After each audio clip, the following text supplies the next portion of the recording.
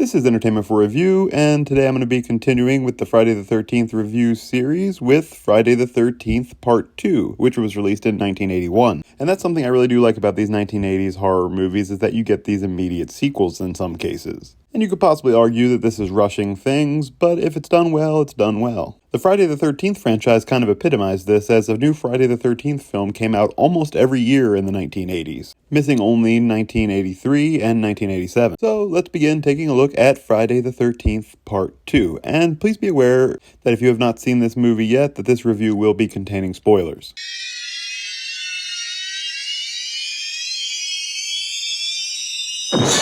Now, this movie is a very important one in the series because this is the first movie that features Jason Voorhees as the main killer of the series. Now, this movie does start off giving us a recap after we see a kid singing in the street, and then we see Jason walking down the street. We catch up with Alice, who is in her apartment. Now, this is supposed to be 2 months after the events of Camp Crystal Lake in Part 1. She's having a nightmare, which gives us a recount of her events at Camp Crystal Lake. She's now living in an apartment and trying to get over the trauma of what happened. However, she's not the only one who's not done with the events of Camp Crystal Lake, as Jason has come after her, either to finish his mother's work or to seek revenge for her having killed his mother. When she opens the fridge, she sees the severed head of Mrs. Voorhees, and then Jason grabs her and stabs her through the head with an ice pick, taking out our sole survivor from the first movie. Now, there are a few strange things here, such as how did Jason find her? We don't know. He's either quite the detective himself, or he was guided there supernaturally. Which is not unbelievable, because when we saw Jason at the end of Part 1, he was still in the form of a boy jumping out of the lake. He is now a grown man. So he has done a lot of growing in just 2 months. After this, the movie jumps 5 years into the future. Quite a jump considering the movie itself was only released a year later. Now, this kind of time jump would have better explained Jason's transformation of physical appearance, but he was already grown only 2 months after when he killed Alice. Now, the next section of the movie does begin very similar to the way that the last one did, with 2 counselors, Sandra and Jeff, making their way to camp, and they meet up with their friend Ted, who is the jokester of the group. So, very similar character dynamic here to the first movie. Another similarity is that they have an immediate run-in with Crazy Ralph, who's still giving out his ominous warnings about not going to the camp. Now, Camp Crystal Lake has been shut down after the events of the last movie, and they are going to a camp where they are training counselors, and that camp is called Camp Packanack, which is located on the same lake as Camp Crystal Lake. At the camp, there are several counselors, and they are getting an introduction from the boss, who is Paul. The other counselors that are there include Scott, Terry, Mark, and Vicky, and Paul's assistant Ginny arrives late and gets a bit scolded. Later that night at their campfire, Paul tells them the legend of Jason. He gives them the story that we're already familiar with, that Jason drowned as a child, and then his mother went crazy and sought revenge by killing camp counselors, and then that she was killed by Alice, who then herself disappeared 2 months later unexplicably, and nobody knows whatever happened to her. He then said the townspeople believe that Jason is still alive and living out in the woods, and will continue to kill anyone who comes near the lake. Then Ted jumps out with a mask on, brandishing a spear to give everybody a good scare, and Paul then tells everybody that the remains of Camp Crystal Lake are off limits. However, later that very night, Sandra is expressing interest to Jeff in going there. After some socialization in a staff area, Ginny calls it a night and heads back to her own cabin. We see someone lurking outside, a shadow against the building, and it's very clear to me that that shadow is Crazy Ralph because you can see his hat in the outline. And this is confirmed moments later, because after Paul comes to Ginny's cabin so that they can have some time alone, we see Crazy Ralph lurking in the shadows. Now, we can only assume that he's there again to try to issue another ominous warning to the campers that they shouldn't be here. However, he was just oddly lurking and watching the two of them kissing through the cabin door. However, Ralph's penchant to show up in these situations cost him this time, as he becomes Jason's next victim. He kills Ralph by wrapping a piece of barbed wire around his neck against the tree, strangling him, and cutting into his throat. So, no more ominous warnings from Crazy Ralph for these campers going forward. It doesn't take long for Sandra to continue her pursuit to get over to the remains of Camp Crystal Lake, as the next day after some training activities, the rest of the group is going swimming, and Sandra decides that this is her and Jeff's opportunity to slip out. They are making their way there, and it is clear that they are being followed through the woods.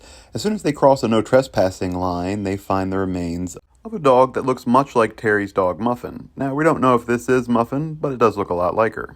Luckily for these two, they are discovered by a deputy, not Jason, and are taken back to camp, and the officer warns Paul that he needs to keep his employees away from that camp, saying it's been quiet for 5 years and they want to keep it that way. Paul's a little dismissive, much to the deputy's dismay, and sends the 2 counselors off with a warning, but without any punishment. As the officer is leaving the camp, he sees Jason run into the woods. Now this is our first glimpse of Jason other than just his legs or arms, and we don't see his face yet. One clear thing is that Jason does not yet have his iconic hockey mask. Instead, he is wearing a burlap sack over his head. The officer pursues him into the woods and after a long chase arrives at a rundown cabin. When he's searching the cabin, he's the next victim as he gets hit in the back of the head by the claw of a hammer. At dinner that night, Paul says he's going to take most of the counselors into town to have some fun. But a group does stay behind. Sandra and Jeff are forced to stay behind as punishment for having snuck over to Camp Crystal Lake. And a few others decide to stay behind as well. It is worth noting that there are other counselors at the camp other than the ones we've mentioned by name, and those are just extra background characters in this movie. Of the ones that stay behind, Terry decides to go for a walk on her own to look for her dog, and she walks by the lake and then decides to take a skinny dip. She is observed by Scott, and we assume Jason as well, and Scott steals her clothes as she's coming out of the water, and she chases after him, and in the process he gets himself caught in a trap and ends up dangling from his ankles from a tree. Terry goes to look for a knife to cut him down, and while she's gone, Jason cuts his throat with a machete. When she comes back, she finds him dangling dead, and then turns to run and runs right into Jason and is killed herself. We then catch up with some of the counselors at the bar, and Ginny is expressing her interest in Jason and wondering if he's real. She then gives her thoughts on it, trying to provide some potential insight, as the fact that if Jason is real, he would have largely spent most of his life alone except for his mother, and then saw her killed. Part of the thing is here, her theory is that Jason was always in isolation except for his mother, and we know that's not exactly true, because at the time Jason supposedly drowned, he was a camper at Camp Crystal Lake. Her theories on the topic basically fall on deaf ears, though. Back at camp, the others who remain behind are Jeff and Sandra, who have paired off and gone on to do their own thing, and Mark and Vicky, who have paired together as well. While Vicky goes off to get herself ready, a storm begins, and Mark goes out on the porch to look for her, where he is killed next by getting hit in the face with a machete and then goes rolling down the stairs in his wheelchair. That's right, they chose to have the character in a wheelchair get rolled down a flight of stairs.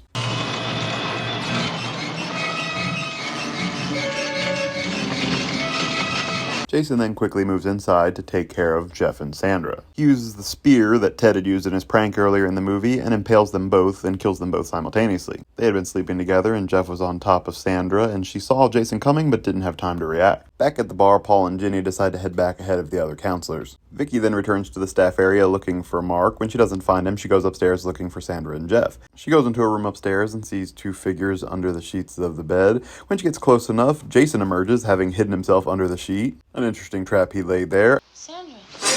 And then he kills Vicky by stabbing her with a butcher knife. Paul and Ginny arrive back at the camp, and they go into the staff cabin. As they're upstairs, they discover a room with bloody sheets, and they decide to go looking for everybody else. As they go downstairs, they're in a main room, and while Paul is looking for something, Ginny notices that there's somebody in the room, and it is Jason lurking in the shadows, and he leaps out to attack Paul. It is important to note that Jason is different. These characters in these movies do go through changes and metamorphoses through the years. Jason isn't that big or imposing of a figure. He's about the same size as Paul. But he does seem to get the better of Paul in their scuffle and then rises up to chase after Ginny. She tries to hide in a bathroom, but Jason comes around to the window, and then she runs and hides in the kitchen. She opens up the pantry to find the dead body of Crazy Ralph. Now, this is an interesting callback to the first movie, because Crazy Ralph had hidden in a pantry in that movie in order to give a warning to the counselors at the camp. And so it's odd that Jason decided to stuff his dead body into a food pantry.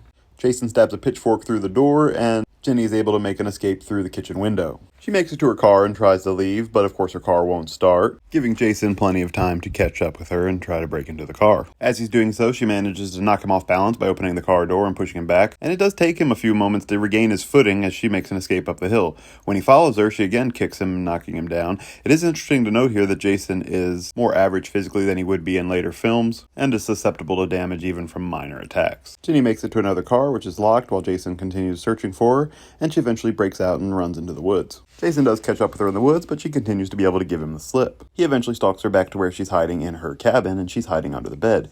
He's almost about to leave when he sees water coming out from under the bed. Now, I'm not sure if this is water from her clothes, or if he wet herself, or if it's from a rat that had been crawling by her. But Jason catches it. He pretends to leave the room, but is instead standing on a chair. I don't know how she didn't see him climb up there. But no worries for her, because this version of Jason is a bit of a klutz, and the chair breaks out from under him, and he falls down,